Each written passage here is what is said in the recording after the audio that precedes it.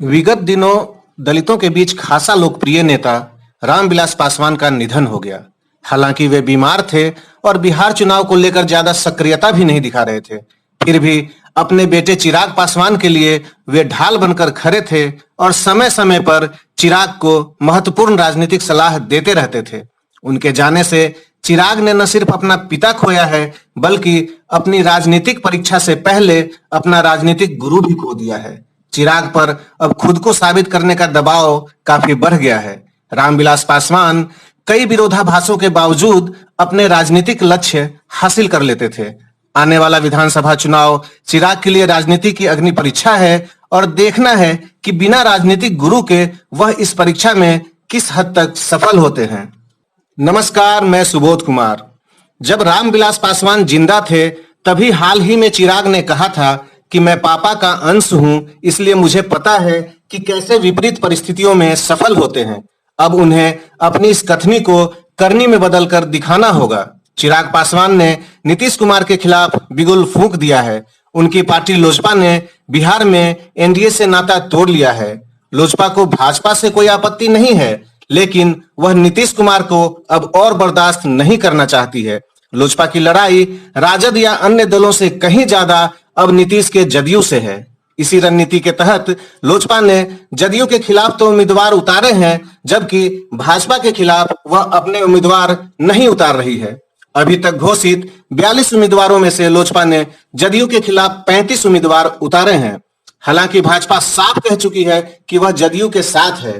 भाजपा ने लोजपा को भी चेताया है कि वह अपने पोस्टर में प्रधानमंत्री मोदी की तस्वीर का प्रयोग न करे। फिर भी भाजपा भी चाहती है कि बिहार में कम से कम एक बार उसे गद्दी संभालने का मौका मिले। चूंकि सामने से भाजपा नीतीश का विरोध नहीं कर सकती, लेकिन अंदर खाते भाजपा भी यही चाहती है कि किसी तरह जदयू सत्ता का हस्तांतरण उसके हाथों में हो जाए। भाजपा की रणनीति है कि अगर लोजपा चुनाव में अच्छा परिणाम दिखाती है और जदयू को भाजपा से कम सीटें आती है, तो भाजपा लोजपा के साथ मिलकर सरकार बनाने की कवायद कर सकती है। उधर चिराग पासवान भी चुनाव के बाद की स्थितियों को ध्यान में रखकर रणनीति बना रहे हैं। वो जदयू को तो नुकसान पहुंचाना चाहते हैं, लेकिन भाजपा के साथ संबंध बनाकर रखना चाहते हैं। देखा जाए तो लोजपा के इस कदम से भाजपा के दोनों हाथों में लड्डू है। अगर नीतीश कुमार मजबूत स्थिति में रहते हैं तब भी, और अगर वे कमजोर पड़ते हैं तब भी। नीतीश के कमजोर पड़ने से भाजपा चिराग के करीब जा सकती है। वैसे नीतीश कुमार को सत्ता से बेदखल करने की ठान चुके चिराग के लिए उनके पापा के गुजर जाने के बाद चुनौतियां और बढ़ गई है। हालांकि रामविलास पासवान के निधन के बाद राजनीतिक हलकों में यह सवाल खड़ा हो गया है कि क्या लोजपा अध्यक्ष चिराग पासवान संभावित सहानुभूति के सहारे पिता की विरासत संभाल पाएंगे। रामविलास पासवान दलितों के सर्वाधिक कद्दावर नेता रहे हैं। उनके निधन से लोजपा के प्रति दलितों में सहानुभूति स्वाभाविक है। हालांकि चिराग का राजनीतिक भविष्य बहुत हद तक बिहार विधानसभा चुनाव के नतीजे पर निर्भर करेगा।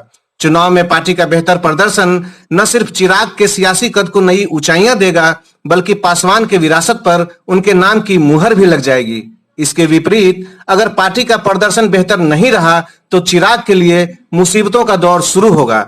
चिराग के लिए अपने पिता रामविलास पासवान की विरासत को बचाए रखना भी एक बड़ी चुनौती होगी। रामविलास पासवान को जिस तरह का जनाधार और लोकप्रियता हासिल थी, उसे दोहराना चिराग के लिए आसान नहीं होगा।